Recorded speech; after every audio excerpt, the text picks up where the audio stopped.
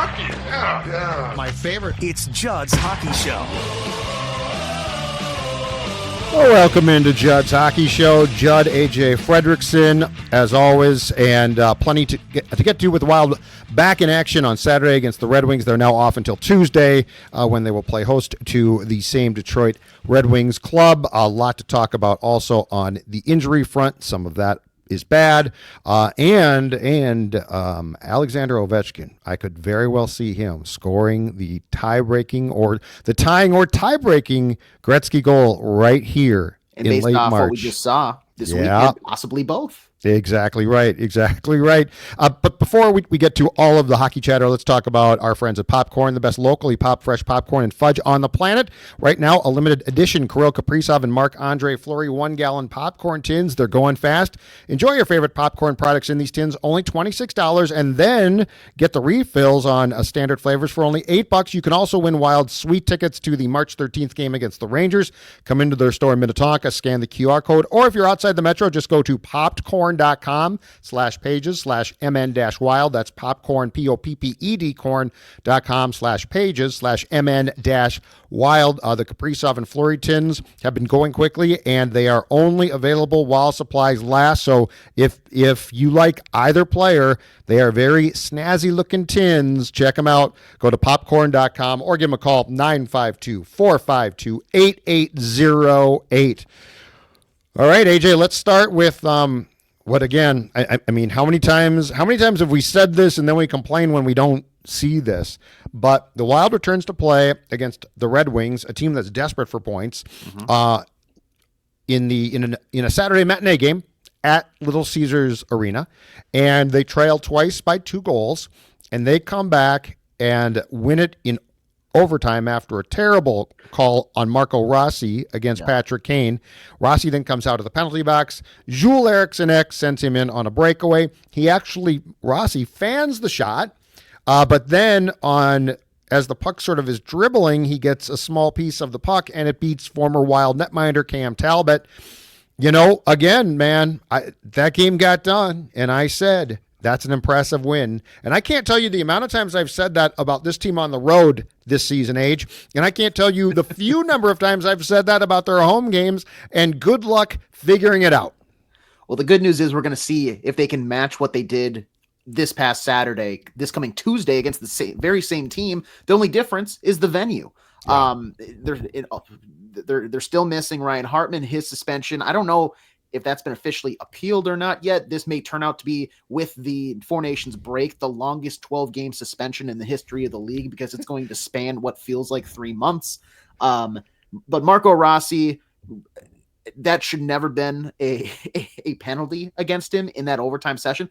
I'll tell you what that was. That was a savvy veteran play by Patrick Kane. It was.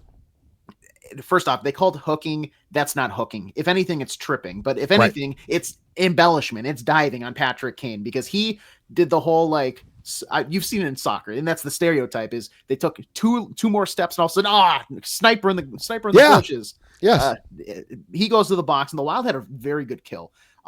Kane actually thought he won it at one point, and you could tell he was going to do that from a mile away. Everybody's like, okay, he's holding. He's going to try to beat it off the crossbar.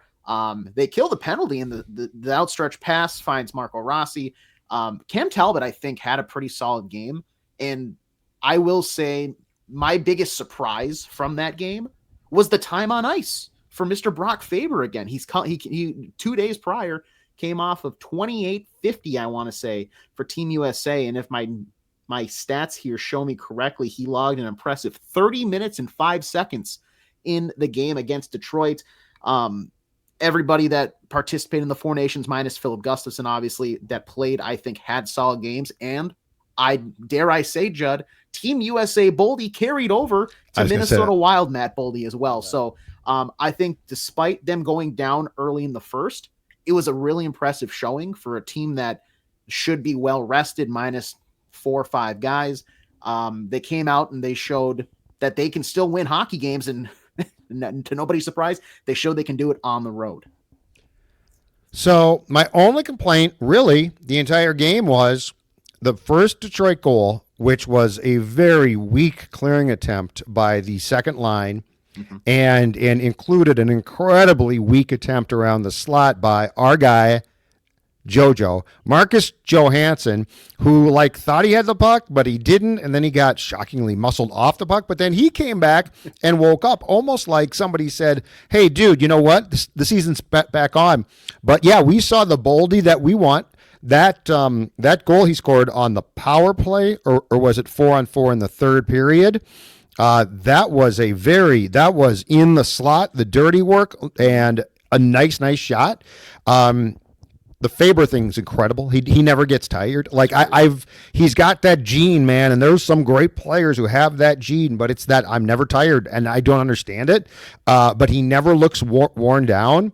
But yeah, Boldy definitely came back playing like he should. Eriksson Ek came back playing, and probably Brodin too, just like they do. Like it's just how they play. Brodin is less flashy than Faber, but still incredibly important and solid. And Eriksson Ek just plays that grit. I mean, he's the type of guy that if he's not on your team or you're a fan, you hate that guy. Like he is an agitator. Yeah. He's chirping constantly. He annoys everybody. But if he's on your team, you absolutely love that. You know, one small thing I really liked, and it didn't make, like in the big picture of things or like in the general sports thing, it didn't make a ton of sense, but in hockey it did. One thing I loved was it was late in the second period. Alex DeBrincat comes in, and by the way, he had a really good game. Like he looked really engaged, which he doesn't constantly, but he did in this case. And he puts that huge hit on Faber around Faber's own goal. And Faber's head was down, and it was a very clean hit. Like there was no reason, like that was, hey, Brock, keep your head up moment. But from the blue line, here comes Boldy and just comes charging in, and he got an additional penalty. But you know what? I love that. And partially because that's the Boldy I want. I would much rather, instead of the reaching, hooking, holding Bolds who takes a penalty, and you're like, dude, that's lazy. What are you doing? Okay, if you're going to take a penalty because you're protecting a teammate, so like, did that need a retaliatory play or hit? No, it didn't. Did I like it? Hockey-wise, loved it. Yeah, and I would say you could see immediately the leadership because Marco Rossi was right there too. Brock Faber gets lit up, like you said, clean hit. Marco Rossi kind of, and granted, this came after the Dylan Larkin goal where there was just a whole lot of confusion because the lights and the pyrotechnics and the dance team is coming out. Hey, you scored, blah, blah, blah. And then Larkin's like, well, let's just tap it in to be safe. Same thing here where it's like, obviously there was not a stoppage of play, but it's one of those where I guess we're supposed to keep playing. Matt Boldy, though, no hesitation. Like you said, comes flying in, and then you could see it immediately. Like the light goes off for Rossi, like, oh, okay, yeah, we're going to stand up for our guy. And so, maybe I'd like to see that reaction from him there too, but he immediately says, all right, I no longer care about this play. This live play doesn't matter.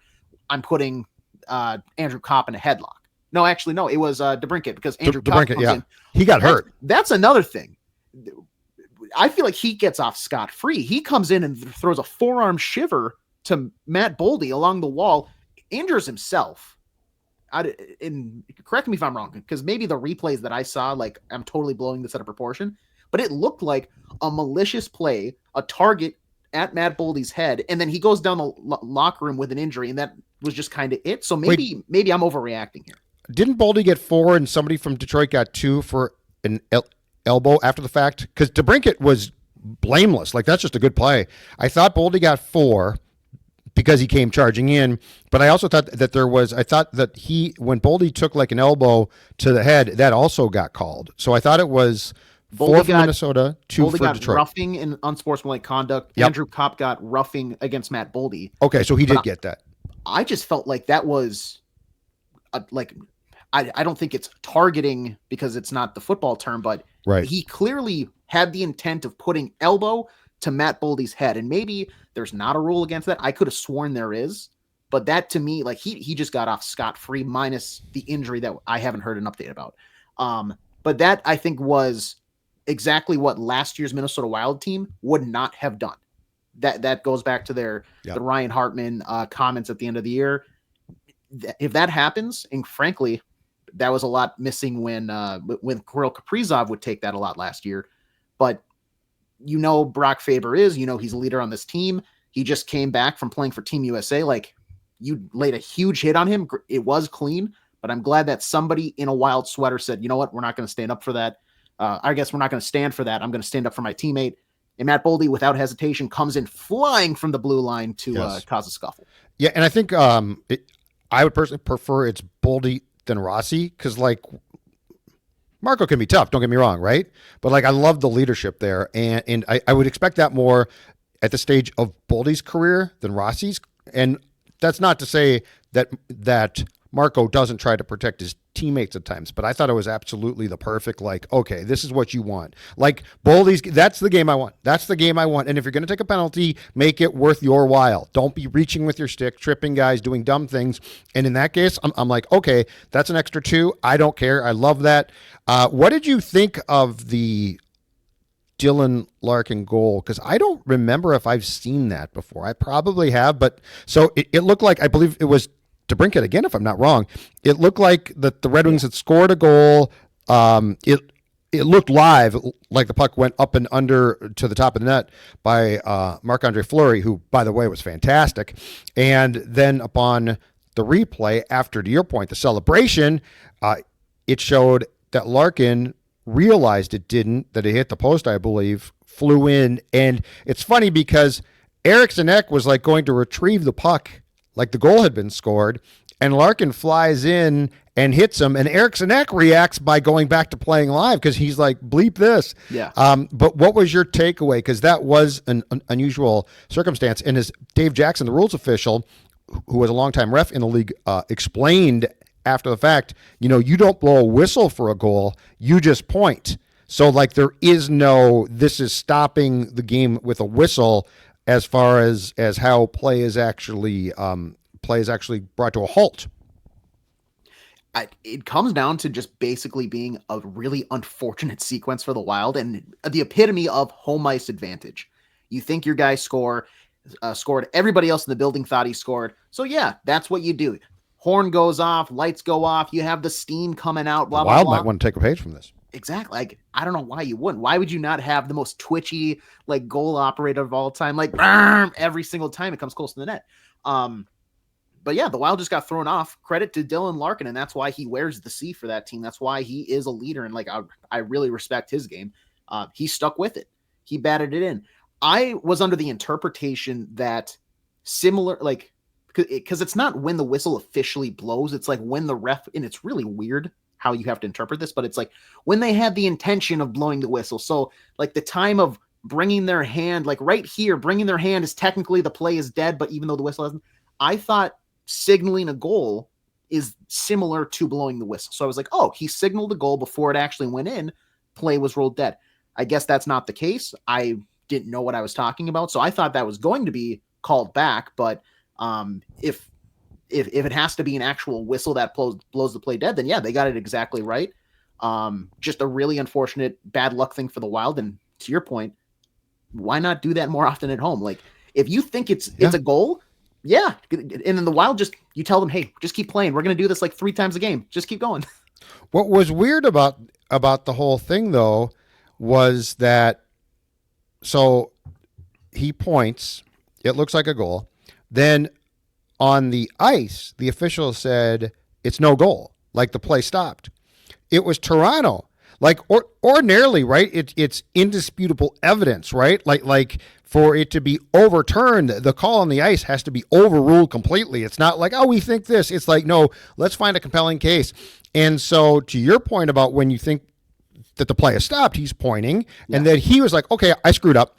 It's no goal. And Toronto, the replay center, the nerve control center, came back and said, oh, no, it's a goal.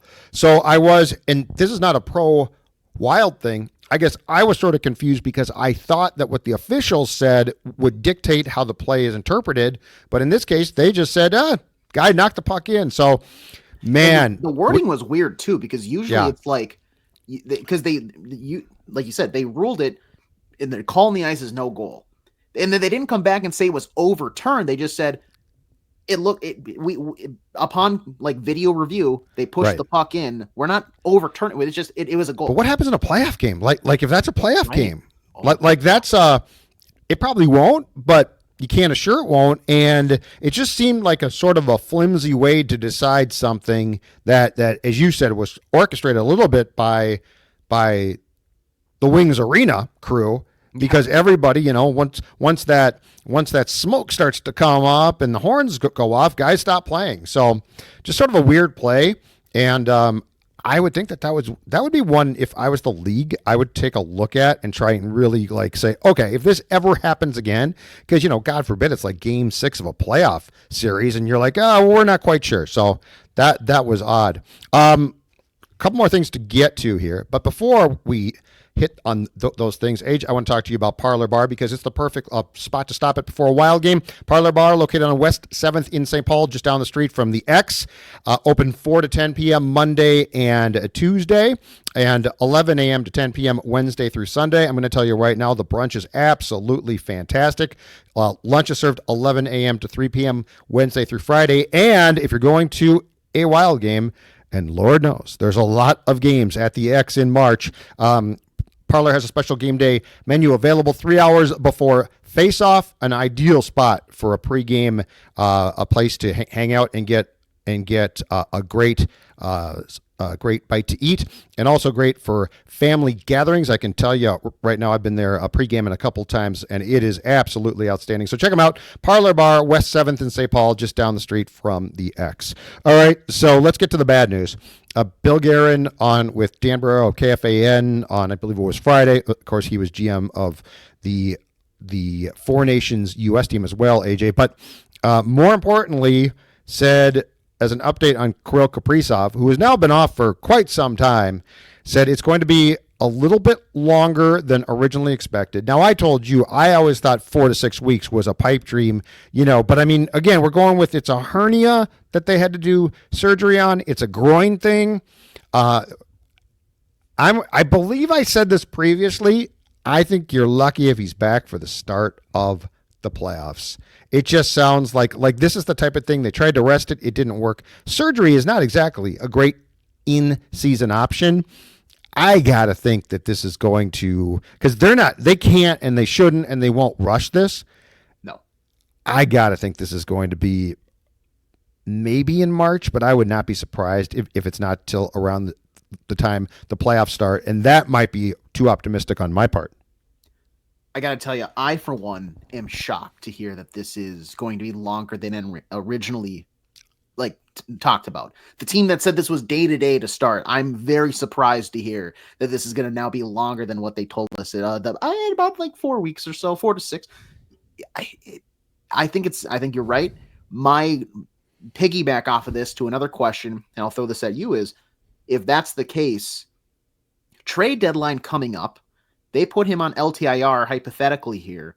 Do you want to do what teams have done now for the past, what feels like decade, where they're going to utilize all that space? Do they want to make a trade? Heck, it sounds like the Canes, who just acquired Mikko Rantanen, now might shop him. They might shop him again here. The Canucks just put Thatcher Demko on IR. Who knows how they're feeling about their situation up there? Yes. Maybe as a guy like Brock Besser, as somebody that they want to go in on.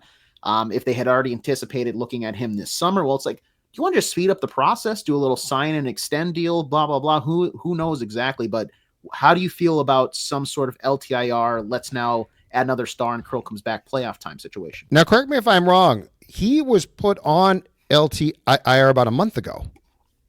You know what? That sounds right. I think they had to get guys up to replace him, because there was a game where they were actually going to have a shortened bench, and I think they placed him on that. So I think the deed has been done. Now, the question is, do you go out and acquire a player for an equivalent salary? Then don't bring Kaprizov back until the playoffs, the Vegas Golden Knights, the Tampa Bay Lightning. And I think the answer might be yes, if that's what you want to do. Now, we've talked about this before.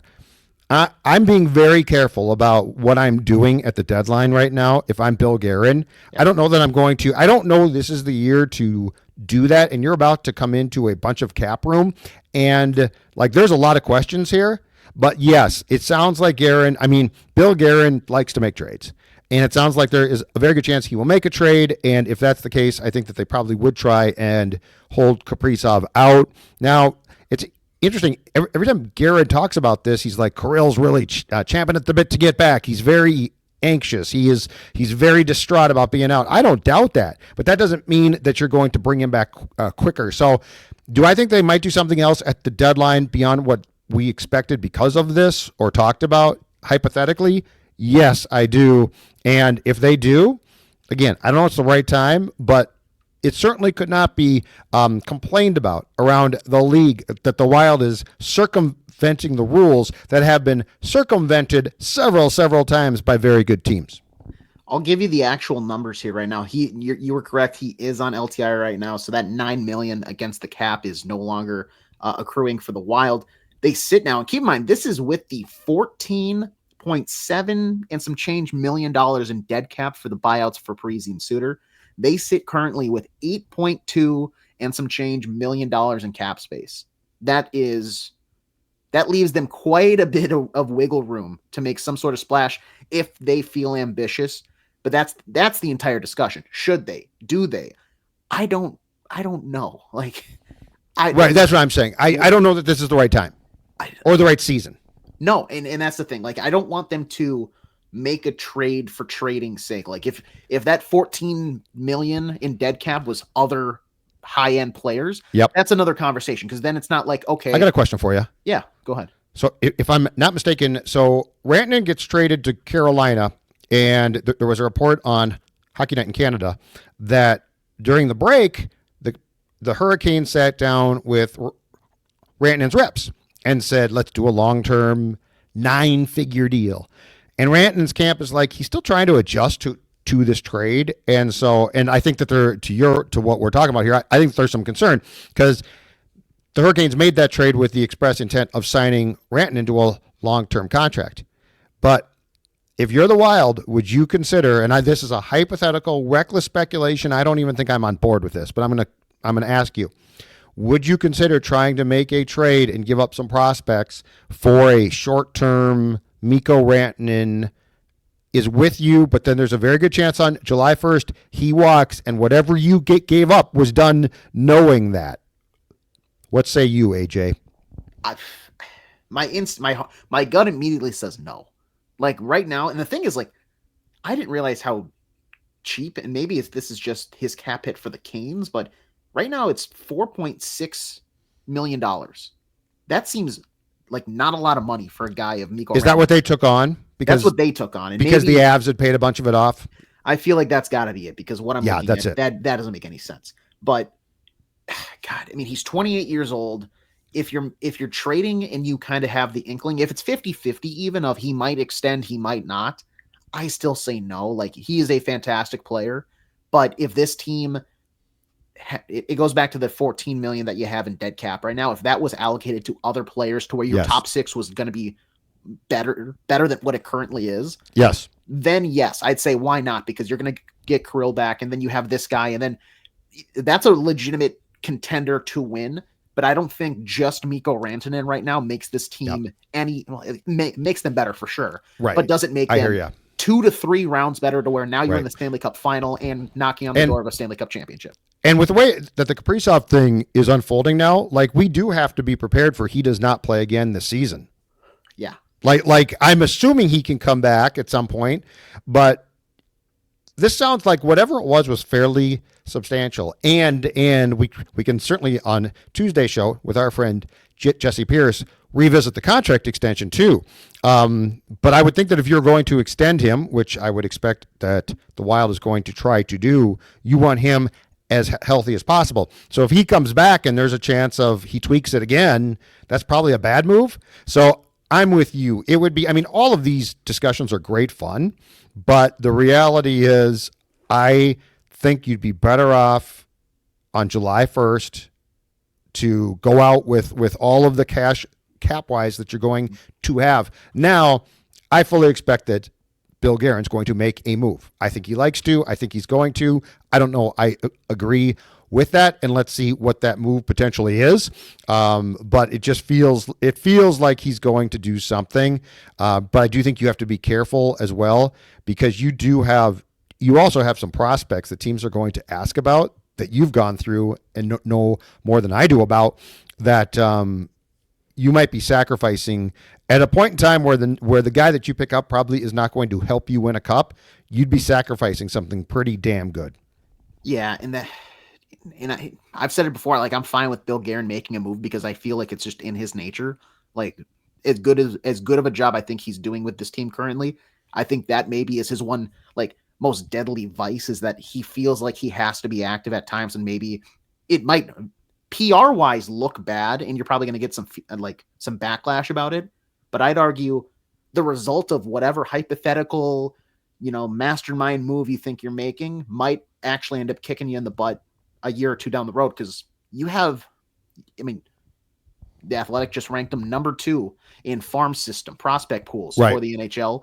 Right. And granted, not all of those guys are going to end up being, hitting their ceiling and all this. But there's a very select few that you just made a trade early this year for David Jiricek. You're clearly kind of leveraging a future there.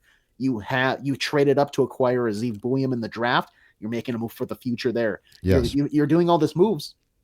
And the central theme is for the future. Making a trade and leveraging stuff on that future goes against everything that you're doing right now. So. And to that point too, AJ, I feel like when the Wild made the Jiricek trade and gave up their 2020 5 first-round pick. Yes. I feel like that sort of punted on, because that's the pick, right? Like if you were going to make a trade for a Rantanen, if you were going to make a short-term, let's go all-in trade, I feel like you don't trade that pick for a future asset, which, by the way, I'm not even complaining about. I'm just saying that, like, if you now turn around and what are you going to trade? That's the question. The one name, and we can talk about this on Tuesday with Jesse, but the one guy I can't believe is going to have to stay put. And I know we've talked about this before. It's Sidney Crosby. Like, that guy has so much left, and he's not young, 37 now, I believe. And he's got something left. He played hurt for Canada in the 4 Nations tournament, and I thought played really well still. It's sad. But anyway, last topic. Alexander Ovechkin, okay? Alexander Ovechkin on Sunday, 7-3 win by the Washington Capitals, who are one of the, if not the best story in the entire league as far as teams go, against the Edmonton Oilers. Ovi scores a hat trick. He is now 13 away from breaking Wayne Gretzky's record, once thought untouchable, of 894 goals. He is 15 games away from playing, or he's 14 games. The 15th will be here at the X. I believe it's on March 27th. We've been hoping for this and wishing for it. And the last prognostication I saw a couple of weeks ago was that he wouldn't reach it. The projection was in April at some point in time, right before the season came, or the regular season came to an end. But AJ, I'm telling you now, my biggest concern is that he breaks it before he gets here. But I don't know, man. I think there's a fighting chance. That we're going to, that there might be the opportunity to witness history at the X on that night. Let's go through some of the upcoming opponents, because I love what you're doing right now. This coming Tuesday, they are home against the Calgary Flames. You can probably score a couple there. Let's just say one. Let's say one. Yeah. For let's realistic do this. Yep. One. Then on Thursday, they host the St. Louis Blues.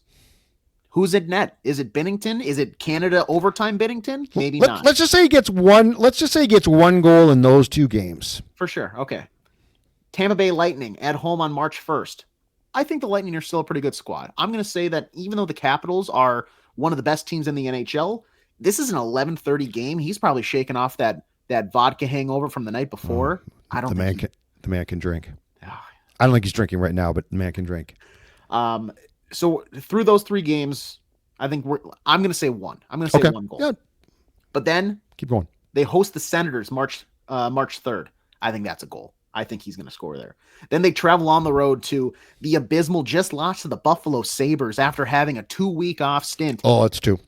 The Rangers, Wednesday, March 5th. The Rangers are reeling. reeling right now. They're in the Then they crapper. host the Detroit Red Wings on March 7th. I think that could be a goal. Okay, so how many goals now? So we're at what? 1, 2, 3. I'm going to say 4. 4. Okay.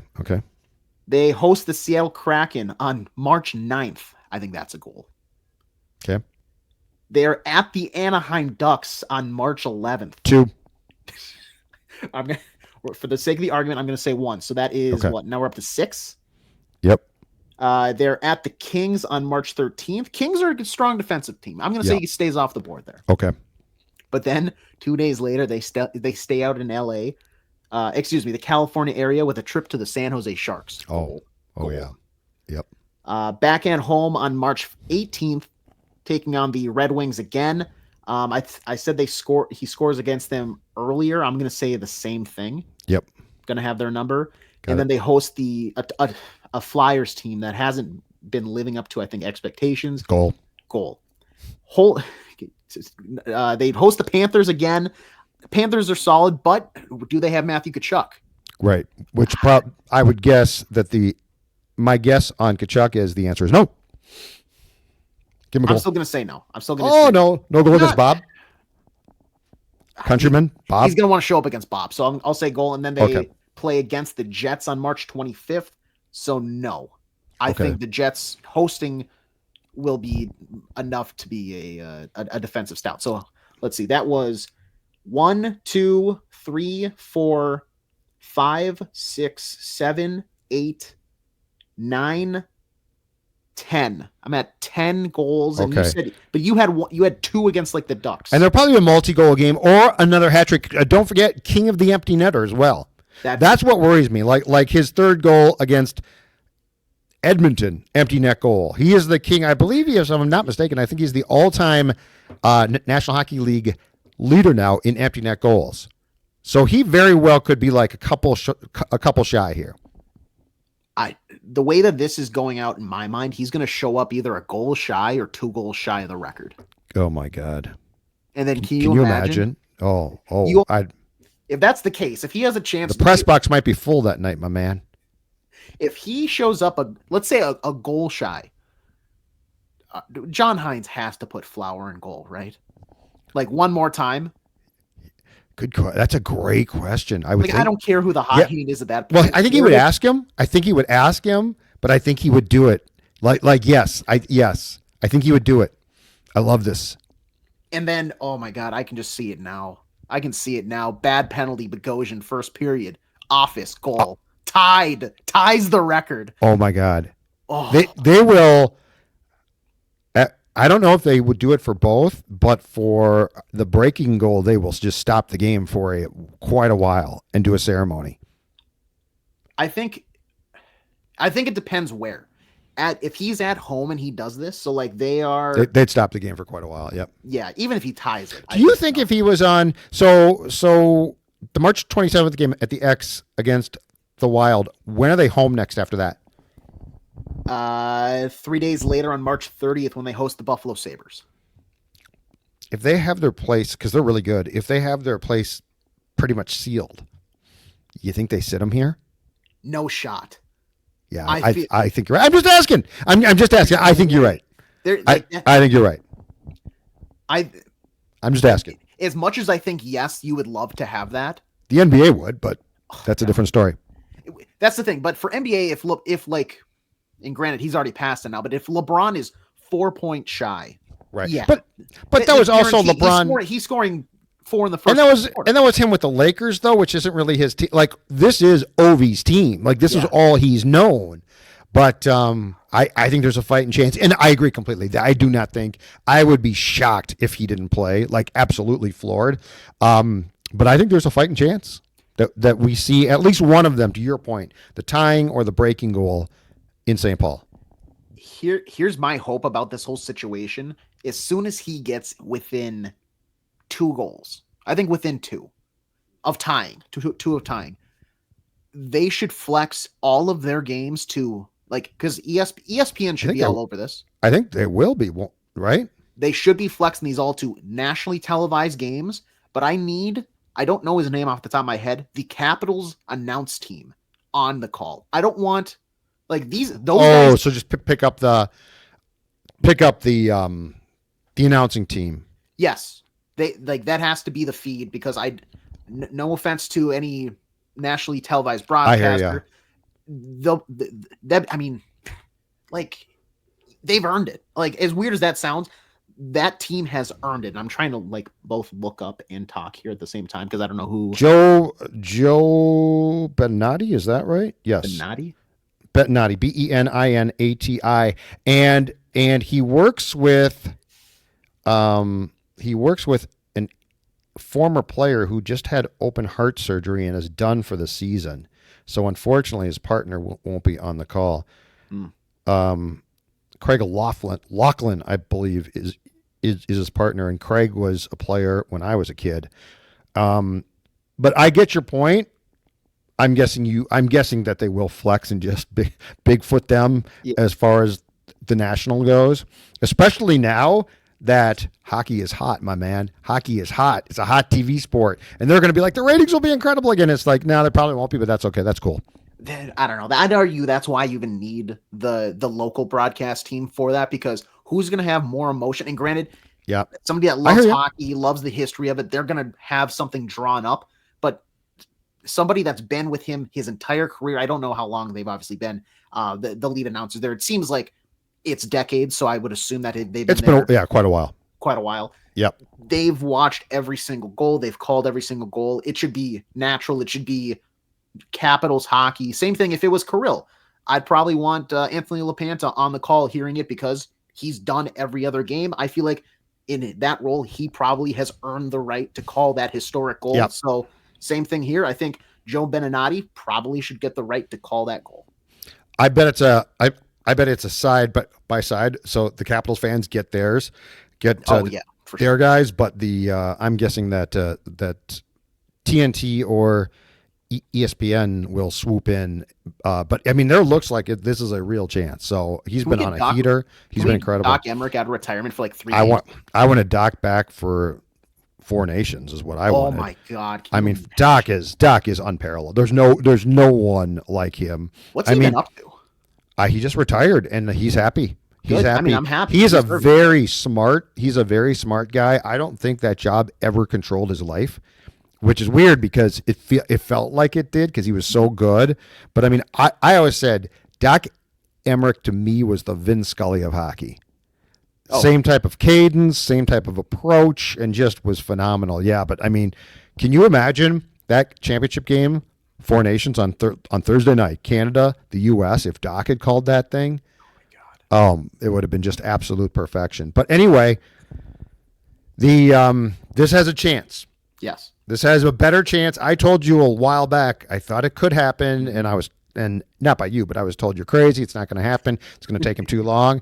I mean, the man is on, and he broke his foot this season. He broke his leg. No, he broke his leg. And the best, or this sounds mean, the best part is it delayed the record. The record would be set before.